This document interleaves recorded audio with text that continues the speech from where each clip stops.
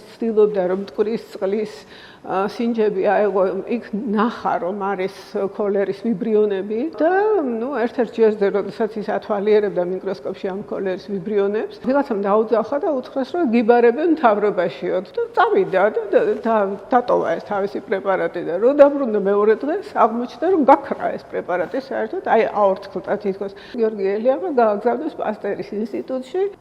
იქ ყველა ჭორაობს ვიღაცა კაცზე, რომელიც რაღაცა სისულელეებს ლაპარაკობს, რომ არის რაღაცა პატარა ბაქტერიაზე მცირე ბევრად, რომელიც არ ჩანს მიკროსკოპში და რომელიც ჭამს ამ ბაქტერიას. და ეს კაცი იყო ფელიქს დერელი. აი ეს იდეები, რომელიც იქ ტრიალებდა, იფიქრა, რომ შეიძლება ეს იყო ბაქტერიოფაგი ზუსტად, რასაც ეს კაცი ამბობსო და მან მართლაც, როდესაც დადგა ეს ექსპერიმენტი, ყველაფერი გამართლდა. ამის შემდეგ პროფესორმა რომ მოიწვია დერელი, თქვა, რომ აგერ აი ახალგაზრდა ქართველია, რომელმაც შენი ექსპერიმენტები დაადასტურა, გაიცანი და როგორც კი დერელი შევიდა იქ პასტერის ხოლში, ესე გაშალა ხელები და თქვა, აბა მაჩვენეთ სად არის ეს ქართველიო. და ასე მოხდა მათი შეხვედრა. შემდეგ უკვე ელიავამ გადაწყვიტა, რომ ეს ადამიანი აქ თბილისში უკვე ბაქტერიოლოგიის ინსტიტუტი ერქვა, სამუშაოდ დაბატიჭა.